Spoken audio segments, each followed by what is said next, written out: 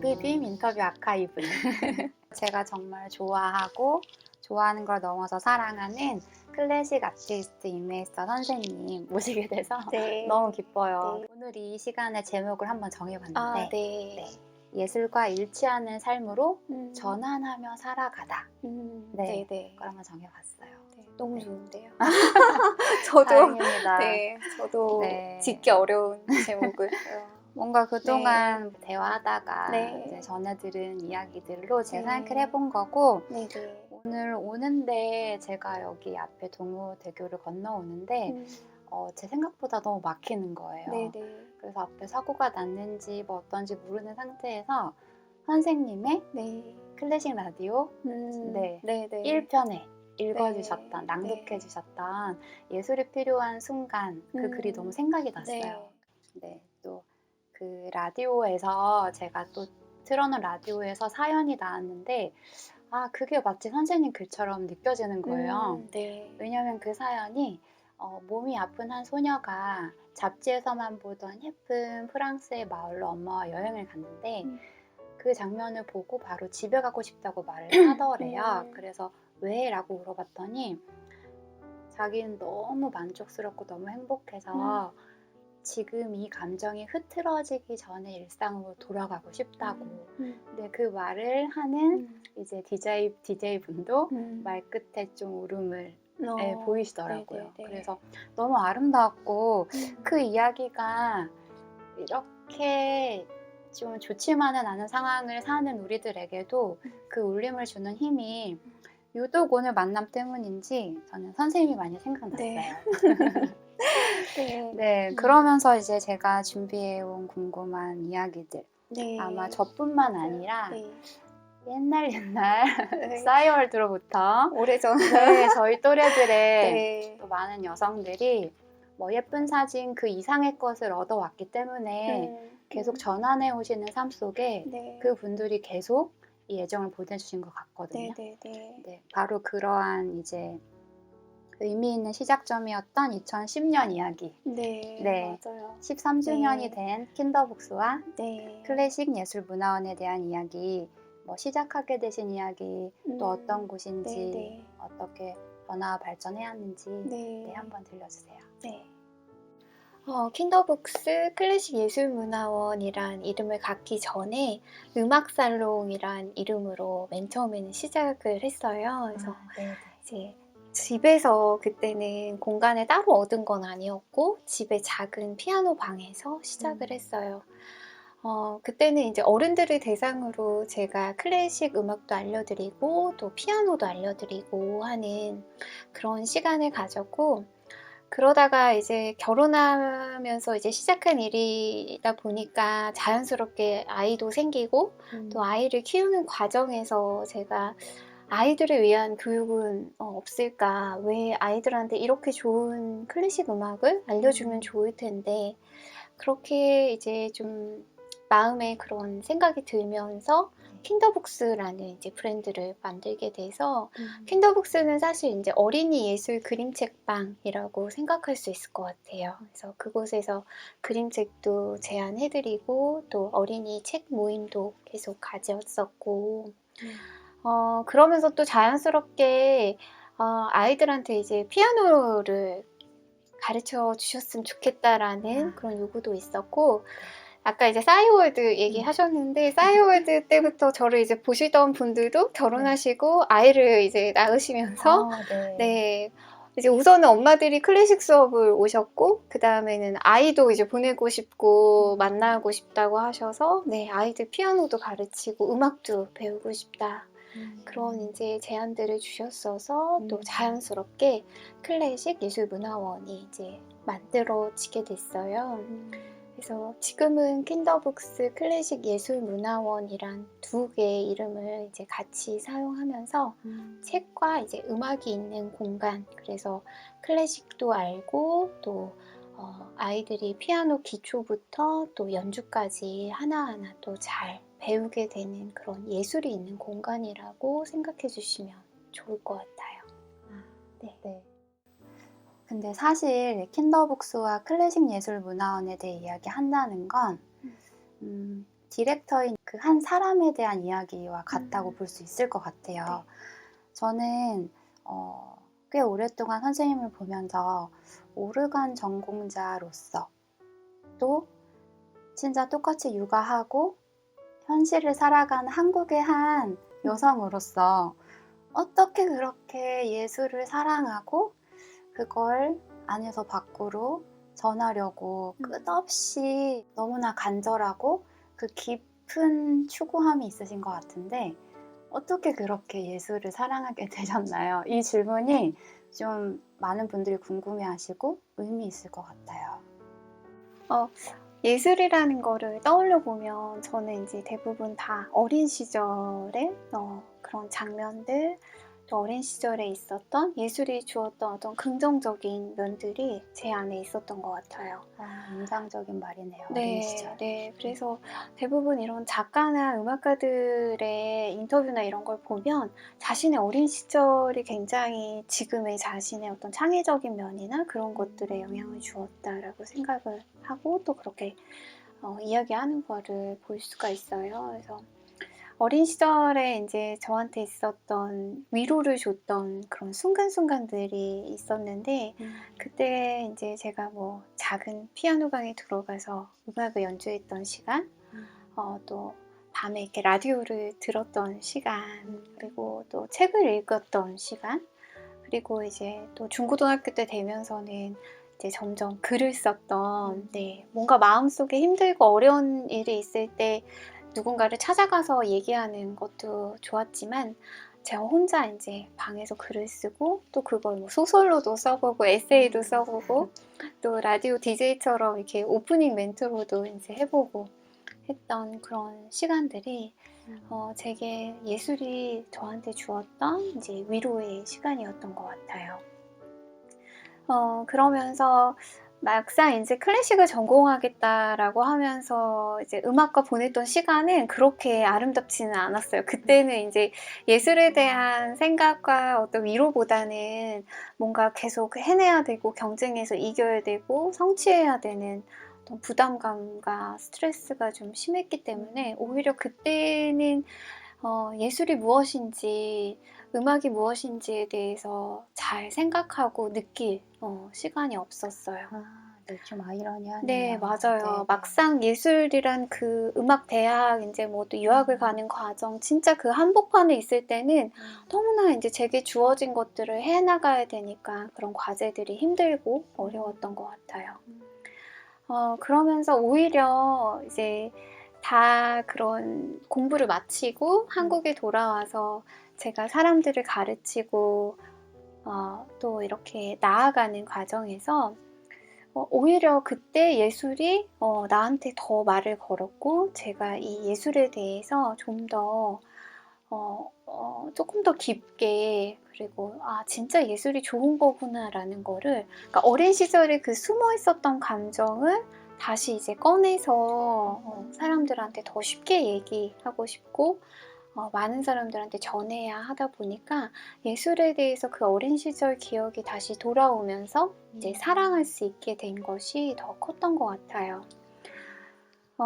결혼을 이제 하고 이제 현실에 이렇게 발을 딱 디디면서 이제 살게 되다 보니까 내가 행복해지려면 이제 예전 결혼 전까지는 남이 나를 행복하게 만드는 거, 뭐 좋은 사람을 만나면 나도 행복해질 거야, 뭐 내 삶이 더 좋아질 거야 이런 약간 타인이나 아니면 다른 것에서 계속 어떤 행복과 그런 의미를 찾으려 했다면 결혼을 하고 이제 바쁘게 살아가는 현실 안에서 그 이제 몇 년을 지나면서 깨달았던 거가 결국에 행복은 내 안에서 내가 스스로 독립하고 자유할 수 있을 때 얻는 것이구나. 그 누가 나한테 주는 것이 아니라 내 스스로 그렇게 해낼 수 있어야 하구나. 이런 생각을 저는 제일 많이 했던 것 같고 그런 시간에 결국에 나에게 도움을 줬던 건 책과 음악이었던 것 같아요.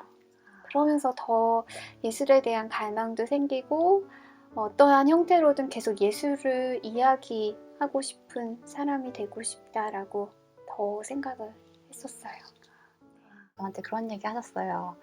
내 이상과 맞지 않아서 좀 정리하고 있는 일들이 있다. 전 그 말이 그러니까 처음 들어본 말이었어요. 그냥 제 지인에게는 그 말이 너무 좋았는데 최근에 뭔가 그렇게 내가 더 예술과 일치하는 삶을 살고 싶다. 그리고 온전히 더 정성을 쏟는 일을 하고 싶다. 그 방향으로 계속 전환해 왔다는 표현도 얼마 전에 저한테 하셨거든요. 그렇게 예술 안에서 전환해 온 삶, 그럼 그 삶의 지금 최종 지점, 현재 삶에서의 최종 지점은 어떤 모습인지 한번 이야기해 주세요. 네, 맞아요. 그러니까 정체성을 저는 계속 찾아가고 있다고 생각해요. 정체성이란 게 딱 정해져서 나는 이렇게 딱 난 이거다는 아닌 것 같고 굉장히 저는 이 일을 한 13년째 횟수로 해오면서도 계속 뭔가를 찾고 변화하고 그런 과정들이 있었던 것 같아요. 근데 최근에 이제 한 2, 3년이 저한테는 조금 힘든 시기였고 그때가 이제 위기와 약간 슬럼프의 시기였기도 한 것 같아요. 뭔가가 이제 예술문화원, 클래식 예술문화원, 또 킨더북스 이런 것이 이제 자리를 잡아가는 과정, 그리고 또 굉장히 또 알려지고 잘 되어갈 때 오히려 이것이 맞나? 이것이 내가 과연 추구하는 방향인가? 내가 가지고 이것을 왜 하고자 했는지 가치와 이상이 있었는데 그것이 이제 조금 점점 중요한 것이 아니게 되면서 뭔가 기계적으로 가르치게 된다던가 이런 책이나 음악을 전하는 일도 점점 했던 얘기 또 하고 막 이제 이런 식으로 이렇게 좀 내가 생각하는 예술이 이런 모습인가? 그리고 저조차도 어떤 예술에서 감동을 받는 그런 순간이 점점 이제 줄어드는 거죠. 이 일들이 바빠지니까 제가 앉아서 음악을 듣거나 책을 읽을 여유도 없어지고 그러면서 이제 전환에 대해서 조금 자꾸 생각해 본 것 같아요. 어느 순간 내가 좀 멈춰서 나를 좀 돌아봤으면 좋겠다 이런 생각을 많이 했고 그래서 이제 최근에 그러면 전환에 있어서 어떤 것들을 내가 할 수 있을까 이런 생각을 하면서 그러면 내 새로운 이름도 한번 가져보자. 뭐 오르가니스트도 있고 피아니스트도 있고 또 책을 썼을 땐 또 작가라고 해주시기도 했고 여러 이름들이 있었지만 클래식 아티스트라는 이름을 내 앞에 붙이고 내가 또 다른 10년을 한번 준비해보자. 그래서 기존의 일들을 조금씩 정리해 가면서 지금 이제 그 새로운 일로 들어가서 또 거기에 좀 더 집중하기 위한 하나의 과정인 것 같아요. 이게 또 탁 끊고 딱 가고 이렇게는 안 되더라고요. 그래서 자연스럽게 또 새로운 10년을 준비해가는 과정이 지금 저에게 온 이 전환의 시기인 것 같아요.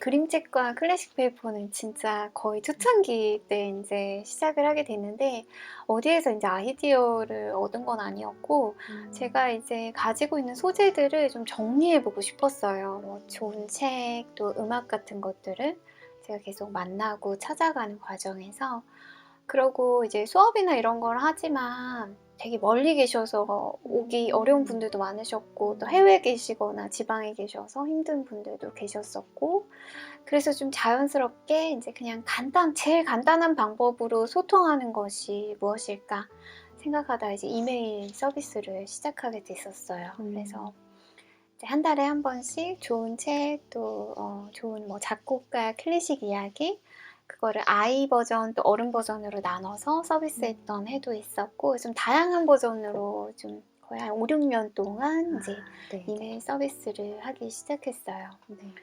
그때 이제 주셨던 피드들이 우리 효진 편집장님하고 비슷한 피드들이 있었어요. 뭐 회사에서 그냥 간단하게 이메일 열어보시거나 뭐 되게 일하다가 이메일 열어보시거나 아니면 늦은 밤에 돌아와서 이메일 열어보시면 그게 아무것도 아닌 것 같은데 되게 위로를 받는다. 그래서 그때 느꼈던 게 이제 제가 이메일로 보내드리고 많은 추천을 하지만 어떻게 보면 그 책을 꼭 찾아 읽거나 아니면 음악을 꼭 들어야지만 위로를 받는 게 아니라 그냥 그 보내드린 글에서 그냥 그 작은 소통의 순간으로도 위로를 받을 수 있고 아 내가 이 음악가가 궁금한데 한번 볼까? 요 정도 생각만 들어도 예술에 대해서 또 하나의 접근이 될 수 있겠구나라고 그때 이제 생각을 했던 것 같아요. 그러면서 이제 좀 더 구체적으로 나갔던 게 음반 서비스였고 집으로 이제 음반을 보내드리고 음반에 대한 설명, 뭐 그 연주자에 대한 설명을 또 직접 쓰거나 이렇게 또 예쁘게 포장을 해서 이제 맞아요. 보내드렸던 앨범 네. 레터 같은 이제 그런 서비스도 있었고 그래서 계속 좀 뭔가 구독 서비스처럼 하는 것이 제 나름의 방법으로는 이제 소통을 좀 넓혀가는 하나의 방법이었던 것 같아요. 최근에 이제 다시 시작하게 된 게 바로 이제 클래식 구독 서비스란 이름으로 클래식 라디오라는 이제 그런 타이틀로 이제 시작을 하게 됐죠. 그래서 라디오 북이라는 말을 쓰고 싶었어요. 이제 그냥 단순하게 이제 이번 프로젝트는 제가 이메일로 그냥 보내드리는 게 아니라 직접 그냥 이렇게 파일을 만들어서 책으로 보내드린다라는 생각을 가지고 이제 시작을 했고 그래서 라디오보다는 라디오 북이 맞겠다 이런 생각을 했고 그러면서 이제 그럼 어떻게 내 연주나 이야기들을 담을 수 있을까 이런 생각을 하다가 제가 이제 최근에 우리 편집장님 출판사 류비빔이랑 같이 작업했던 책들이 있었잖아요. 그래서 저희 아버지의 글과 또 제 연주와 함께 그래서 QR이라는 것이 얼마나 소통하기 또 좋은 아이디어인지를 이제 편집장님으로부터 이제 제가 받게 되면서 QR북처럼 만들고 또 그렇게 이제 오디오 QR을 만들면서 또 더 필요한 부분들을 제가 페이퍼로 직접 글을 쓴 페이퍼를 함께 보내드리면 좋겠다.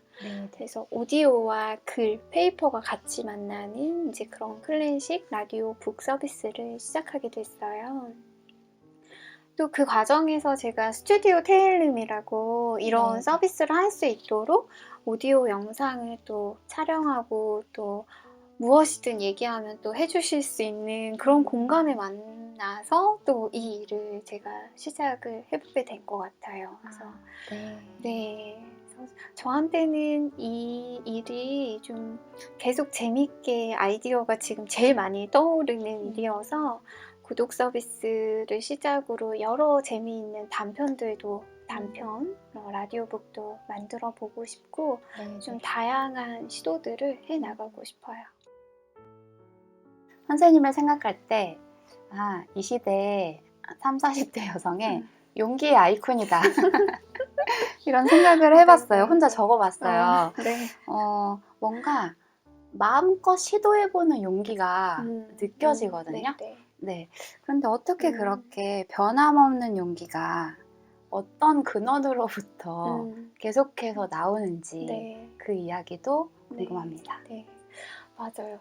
용기의 근원 이 질문을 제가 좀 생각을 해봤어요. 근데 그럴 때 이제 여러 근원이 있겠지만 제일 뚜렷하게 이제 떠올랐던 근원이 저희 엄마였던 것 같아요. 그래서 제가 무슨 일을 해도 거절당하지 않는 존재가 있는 것 같아요. 제 삶에.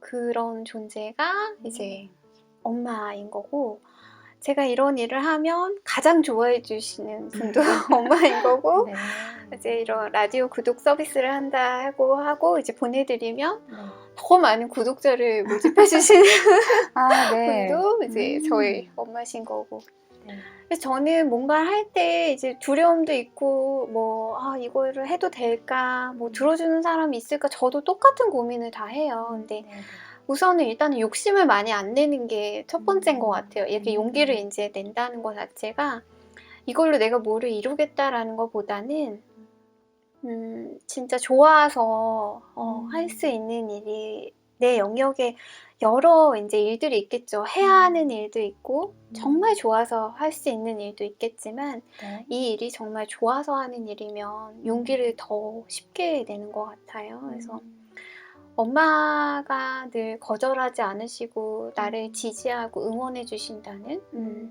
그 부분이 가장 이제 편집장님 주셨던 질문 중에 용기 근원 했을 때 이제 제일 생각이 났고 네. 그 다음은 여전히 내 안에 표현을 하고 싶은 뜨거운 어떤 열정이 아직 남아있나 보다. 이렇게 오래 얘기를 했는데도 나는 또 뭔가 얘기를 하고 싶나 보다 이런 생각도 있어요. 제가 유학 갔다 와서 이제 좀 몇 개월 이렇게 놀고 있었던 시절이 있었는데 네. 그때 아버지가 저랑 같이 이제 마트에 갔다 오시면서 네. 놀고 있는 약간 이제 좀 한심한 저를 보시면서 해줬던 얘기가 지성인에 대한 얘기를 하시면서 지성인은 계속 창의적인 생각을 끊이지 않고 하는 것이다. 너가 지금 아무것도 하고 있지 않다고 해서 그게 이제 전부라고 생각하지 말고 이 시간을 계속 뭔가를 위한 새로운 생각들을 이제 좀 해봐라. 그래서 아버지 그때 나이 때 이제 이미 아버지는 정말 몇십 년 동안 오랫동안 이렇게 일을 하시고 네. 그렇게 이제 노년의 삶을 살고 계셨을 때인데도 아직도 당신은 뭔가 새로운 생각을 하고 네. 계속 창의적인 생각들이 떠오른다. 이제 이런 얘기가 굉장히 저한테는 네. 큰 도움이 됐었던 것 같아요. 그래서 네. 그런 어머니 또 아버지가 제 네, 네. 용기의 어떤 근원이지 않을까 싶어요. 네.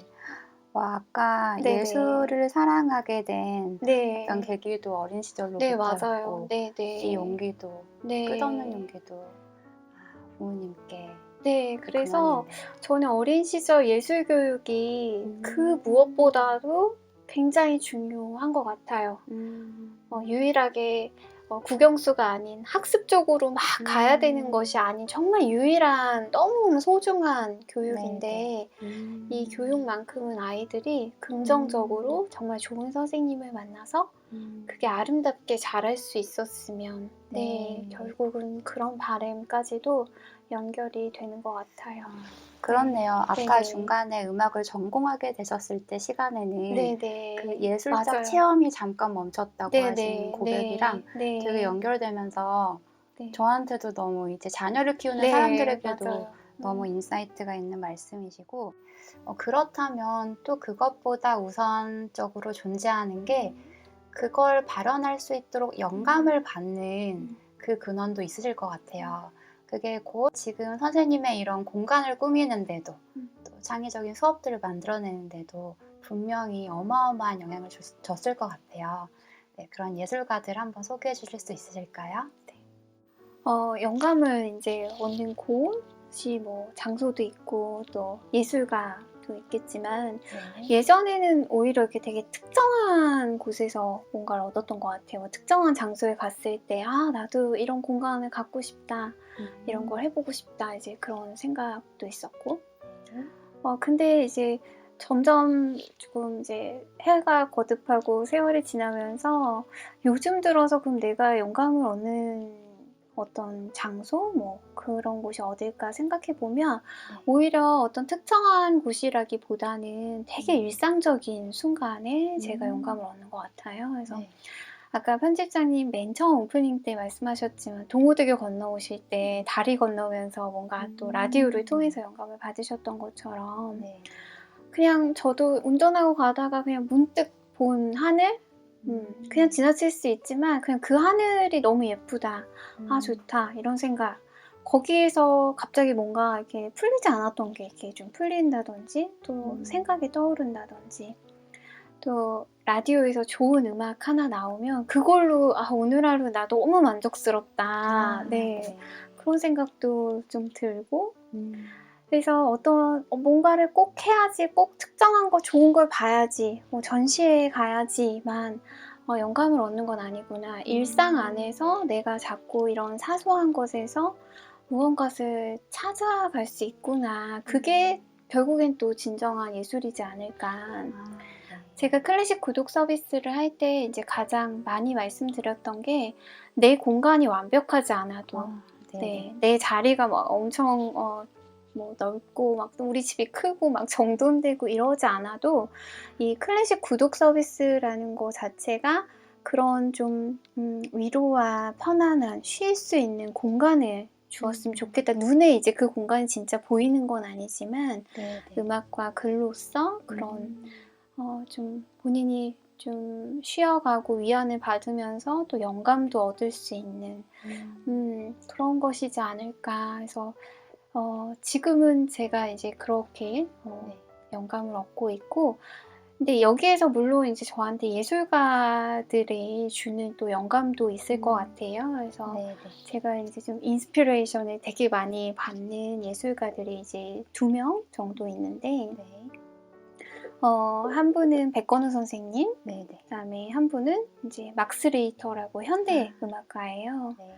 백건우 선생님 같은 경우는 제가 매해 이제 독주회를 찾아가고 또 너무너무 좋아하는 가장 제 뭐 인스타그램이나 제 수업이나 오셨던 분들은 다 알죠. 네, 정말 수도 없이 결국 마무리는 백건우 선생님 많은 젊은 연주자들이 있고 정말 이렇게 핫한 연주자들이 있지만 제가 가장 많이 추천하는 결국에는 여기가 제일 종착 지점인 것 같아요. 이제 얘기하는 분이죠. 그래서 매해 정말 제가 많은 연주를 찾아다니지는 않아요. 근데 꼭 찾아서 가는 연주, 또 가장 좋은 자리에 가서 보고 싶은 연주는 백건우 선생님 연주회예요. 그래서 제가 많은 분들한테 말씀드릴 때도 연주회를 너무 많이 가지 마라. 이 연주 저 연주 다 가서 봐야지 양식이 쌓인다라고 생각하지 말고 진짜 좋은 연주 하나, 좋은 자리에서 좋은 연주 하나면 그걸로도 만족이 된다.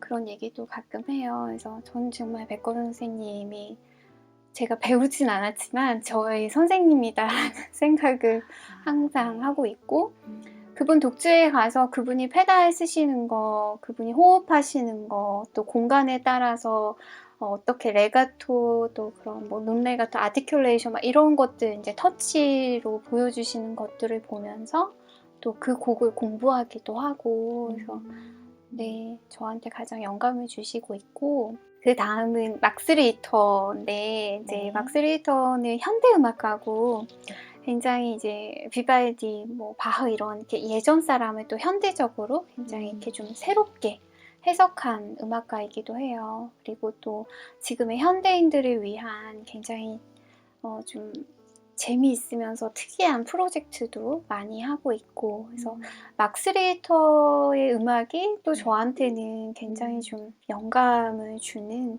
그런 또 하나의 소재인 것 같고, 얘기하다 보니까 딱 한 분 제가 놓쳤는데 바로 바흐인 것 같아요. 네.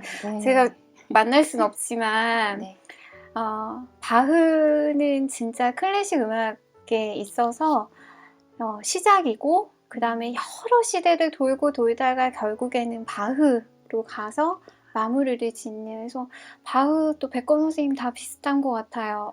뭔가 그분들의 음악이 내가 마지막으로 가장 들어야 하는 음악이지 않을까 그런 생각이 들어요.